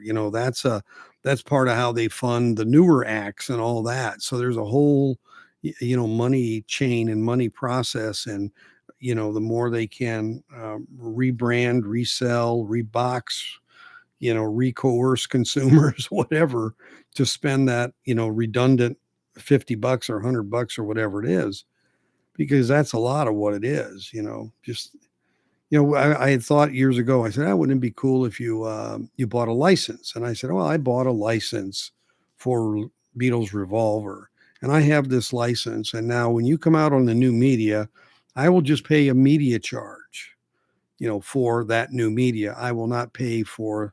And it's like, yeah, right. No, no, no, no, no. You're going to pay for the whole enchilada every time, on and on. Um, you know, um, so um, I plan to die a being paranoid, drool all over my custom. Hey, I got a 4-channel version of Paranoid if you want to. It really sounds great in quad. I can tell you that. You can imagine Paranoid. It's just kind of dancing around the speakers, going around in an Iron Man. It's, yeah. So, yeah, right. Exactly. Hopefully VMP. VMP is also the other thing they're going to do. They're probably going to get pulled into some of the newer stuff. I think, with the crowd, with the younger generation. I think they're going to, but they should have the capacity to do those kind of things. I mean, I don't think that's an issue. Yeah, I'm a quad guy. I have quite a few here. Yeah, I pulled out my Steely Dan's last night. Pretzel Logic, Countdown to Ecstasy, and Can't Buy a Thrill. I think I have Katie Lied, but I just didn't see it in here for some reason. But anyway, so yeah, those are little different mixes as well. They sound good. Yeah, I've got a Pioneer QX949 receiver that does SQQS and CD4. So yeah, I've got, I don't know, 100, just round number, about 100 quad albums, and I've started to buy some multi-channel SACDs because I have a player now for them, and they're interesting. The things you hear that that break out differently than what you hear in the stereo. I mean, like Toto 4, really.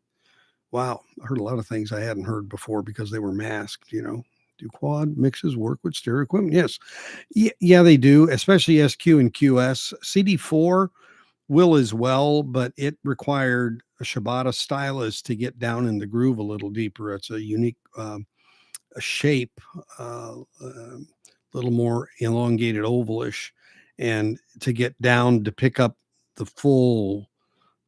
But they will play, but they don't play well like with a conical stylus. They'll play okay with an elliptical. They'll play really good with a micro line from Audio Technica or a Shibata stylus.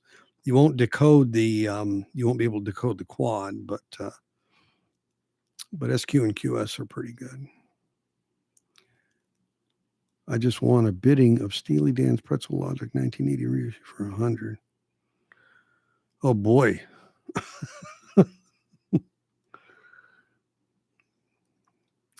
Yeah. Okay. Yeah, I've got several of the OGs of that one, I think.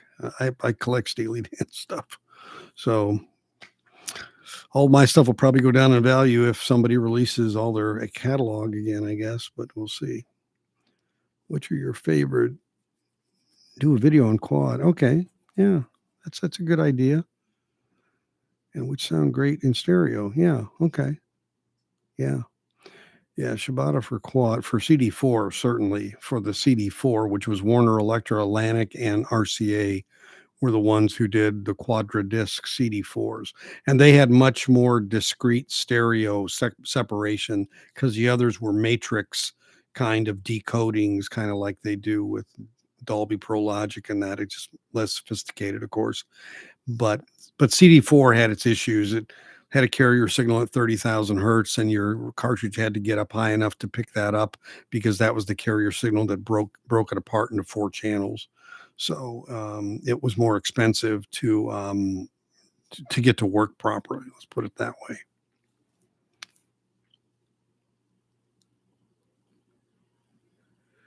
Yeah, Diodato. Yeah, I have heard that before. I didn't own it, but a friend of mine did. It's pretty cool, actually. Yeah, Nick, are you talking about microline stylus? You said line contact. You mean microline styluses? Because those are really like Shibatas. I mean, they work just as well, actually. And some of the microlines do get up in the uh, over 30,000 hertz range to pick up those signals. So, uh,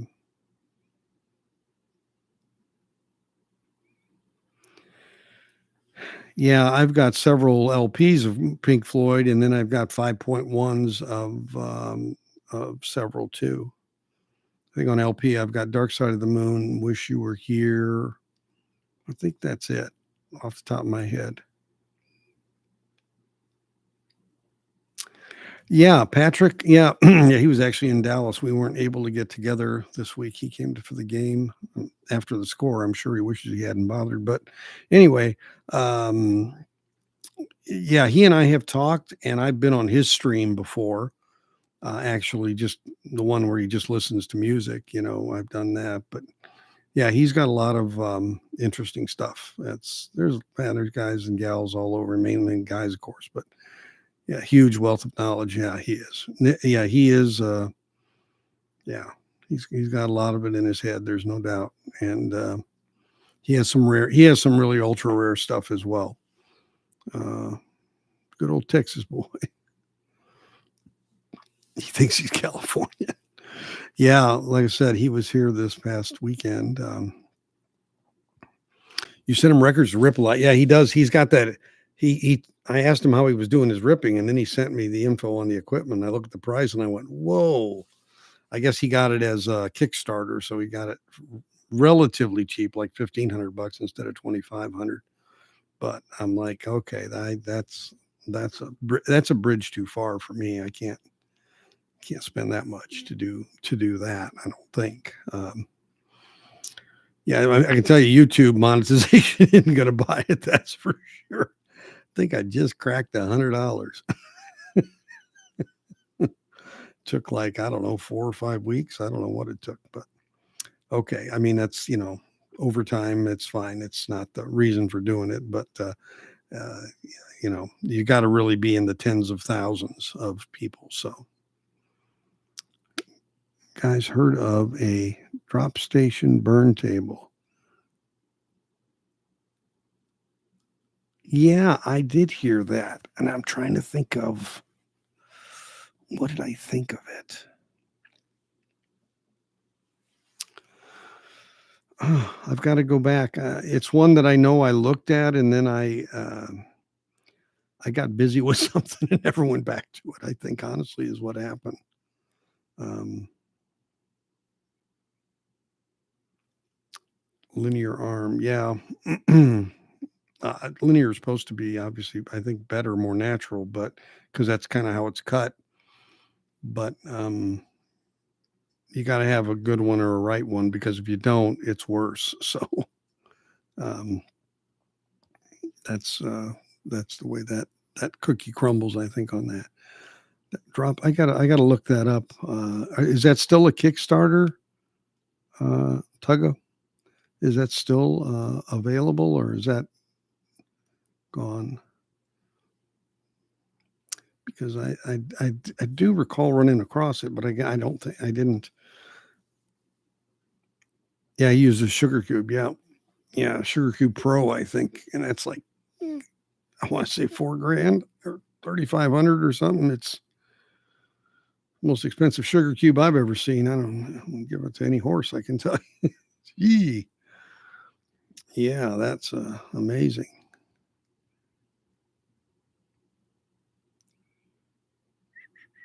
At the dump. Wow. Mm. Thanks, Tug. I'll take a look at it. Yeah, that's what he's using. There's no doubt that's what he's using because I looked it up and I want to say was it Music Direct was the one that was selling it. It was the only place that I could really find it, and they were out of stock. And then I went to the Sugar Cube to their website, and they were out of stock too. It was like you couldn't get any. Yeah, but you know, burn table. Okay, well, I'm sure the implication there is as you use your turntable, you burn a copy of it as well, right? So I'm sure there's no gasoline involved in this. I'm hoping not one of those kind of things, a little bit of Salem witch activity on your turntable. Don't need any of that. I've played some hot hits before, but that's getting a little bit out there.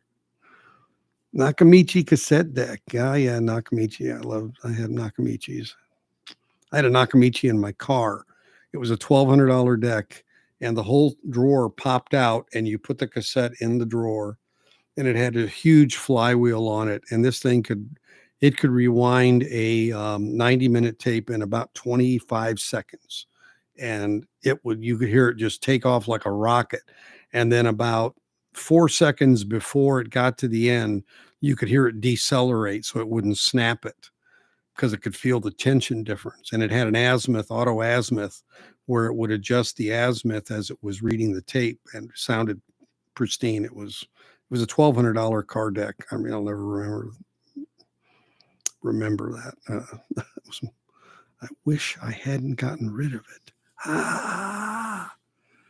How much vinyl do you own? Do you have a limit? 2 drinks, I think. But no, I vinyl about 3,000, I'd say. Do I have a limit? Yeah, I guess how much I can fit in my house or how much I can have before my wife leaves me. One of those two, I'd say, would be the criteria for that. But and I'm trying to get rid of some duplicates. I really got into certain records and bought duplicates of them. And now I look at it, and there's people that want them. They want to buy them, and they're ridiculously stupid, expensive. Yeah, there was a guy selling "Can't Buy a Thrill" by Steely Dan for $80, and at the show, and it was a yellow Canadian version, so I mean, it was more valuable, but I'm not sure it was $80 valuable. But that thing comes out on another way or gets reissued, that's going to drop, kick those down as well, I would imagine. So no, but I, limit wise, I try to. Yeah. Yeah, there you go. Yeah, I don't have 10,000, that's for sure. Um, yeah, I'd like to be a little lighter because I've got stuff that I have that is sealed that that I bought and thought it was cool, but I'm not probably going to play it or want to play it. So I need to kind of get those segregated out and do something, with them. Sell them, to those, people that really want them, of course, because uh, I don't have time, to listen to everything either. That's the other thing. It's like this kind of thing we're doing now. It's time, but it's this is kind of winding down for me. It's really kind of relaxing to do this. So for me, it's I get something out of it in that regard, and it doesn't really cost me anything, so I'm not spending money for a couple hours. So that's I'll just be on somebody's site buying records. So it's therapy. That's what it is. This is actually therapy. No prescriptions will be issued, but it's therapy. How do you guys store 3K? Very carefully, I think.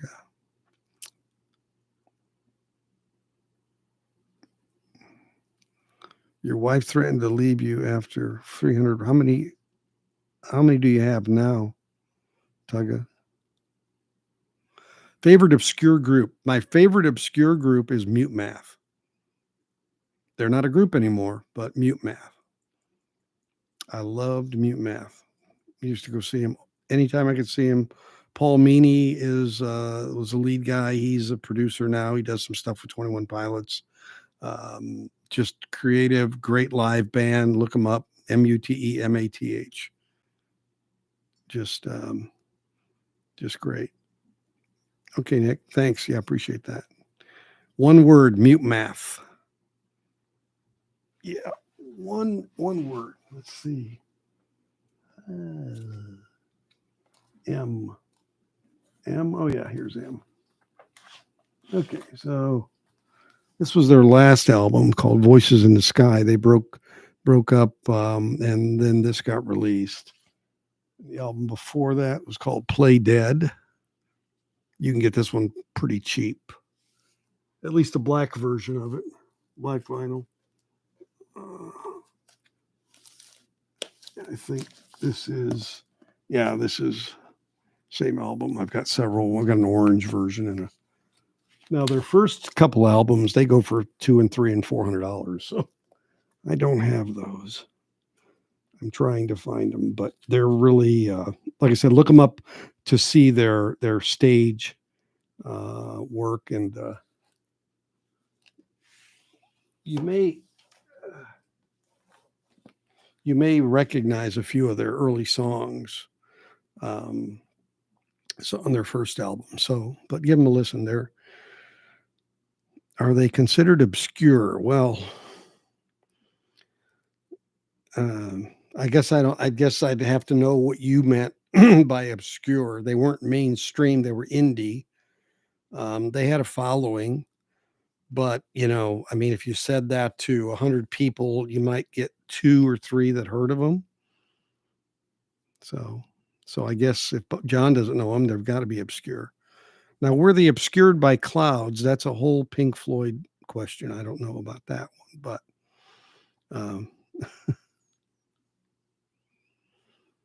I have the CDs I like to play the most on Top Shelf.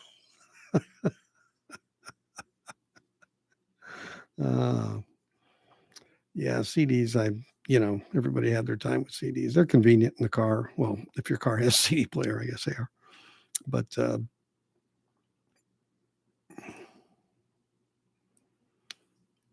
couch comment, not for the Mute Math. Okay, gotcha. Okay, fair enough. But Mute Math is, I don't know. They're one that I'm just trying to think of where I put them on my top 10 list now that I think about it. Here we go. Number 2. They were number 2 on my list of top artists. So that's pretty high praise. They were above the Beatles. Then Beatles I love, but Mute Math just is one of those bands that just kind of, like I said, is one of those bands you see them live and they just really, really high energy, and did a lot of. They were one of the first ones to ever do like the mosh pit thing where he got on a mattress and played out in the audience. They'd hold the mattress up as he was performing. I think they were the first group to ever do that. What's the most expensive vinyl I've ever bought? That's a great question.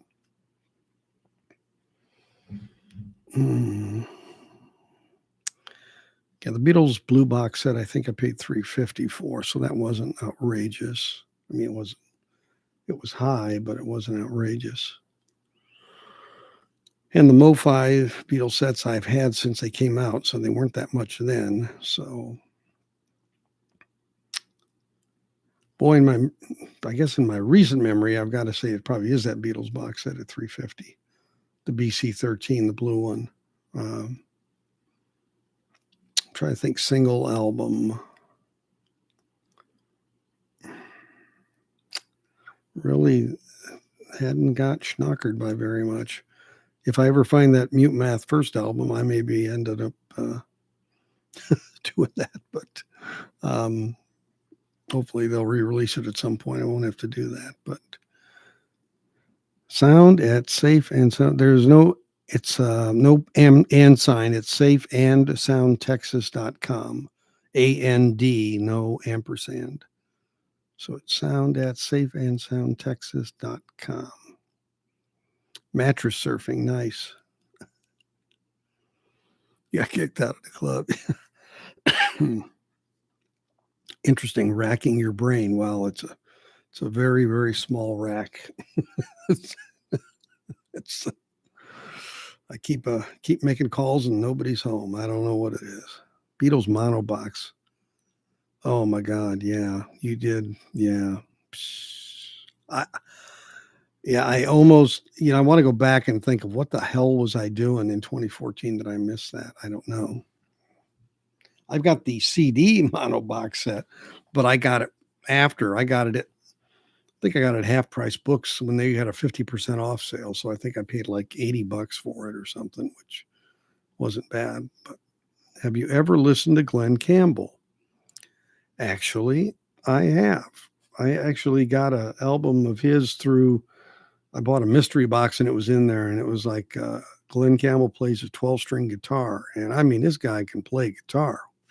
He was a session guy. He was on a lot of the Beach Boys early stuff. Session musician with the Wrecking Crew, with that group. Glenn Campbell was. So he was very talented actually. Yeah, I think he's one of those guys that didn't maybe get all of his due, but he had a TV show for a season or two, variety show. So found a copy of John Hartford's Aeroplane in a Bargain Bin. Oh, Gentle on My Mind. Okay.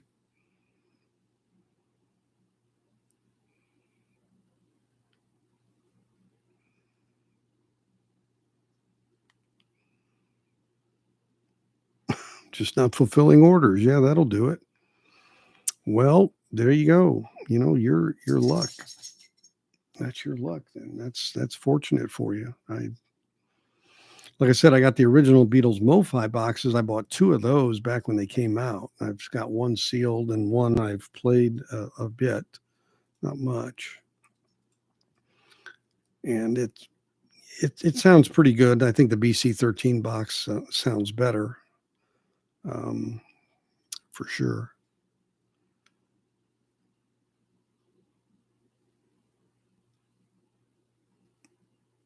Glenn Campbell is mandatory. Okay.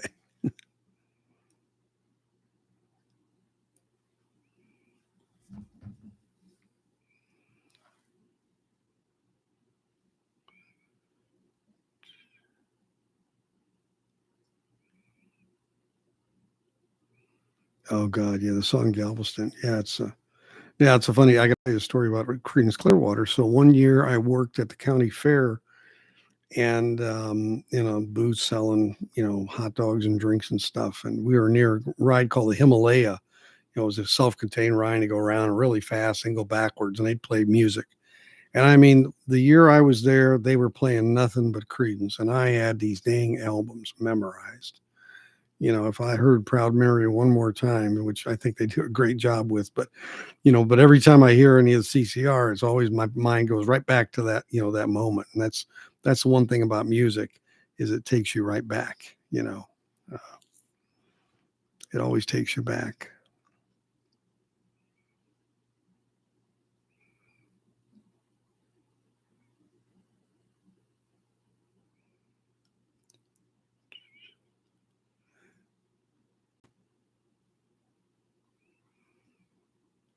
Soundstage.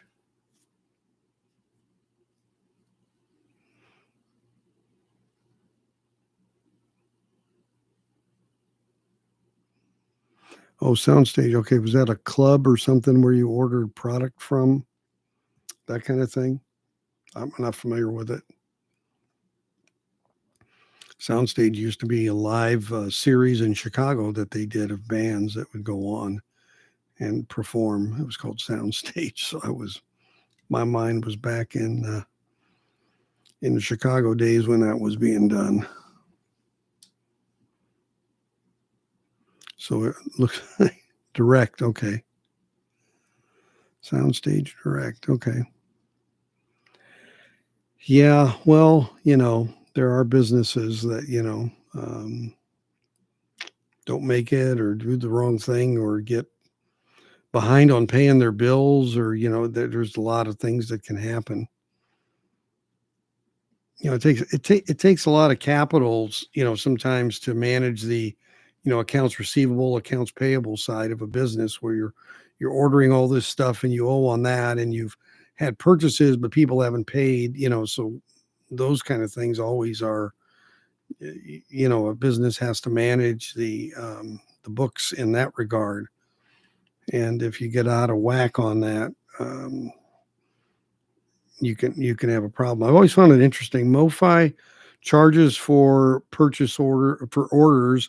They charge at time of billing ordering, and then Music Direct charges when it ships, which I like better in the sense that if I'm going to order something that's not going to be out for a year, I don't have my money tied up there.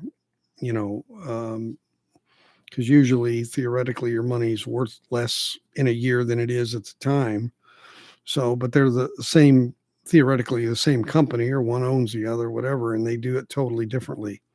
Never kind of understood that. Don't understand why. Oh, I got some records from Chad today and I haven't even opened them yet. That gives you an idea of how crazy a day it's been. I got the box and haven't opened them yet. Should have a Steely Dan. Everything Must Go in there. That's for sure.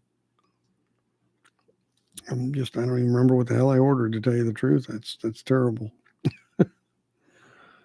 I've slept since then. Well, not really, but no, I honestly have slept since then. So yeah, we're at 2 hours. So I'm gonna tell you what, we're at 11:34 in the central part of the world in the U.S.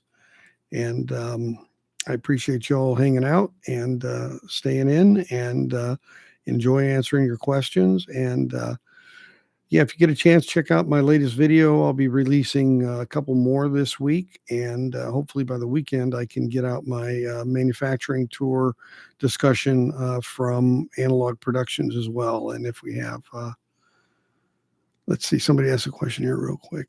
I am not in possession of anything like that. I don't. Romero, no, I don't. All right, gang. Thanks. Have a great overnight and great, safe, wonderful day tomorrow. And we'll see you all soon. Take care from Texas. See ya. Bye bye.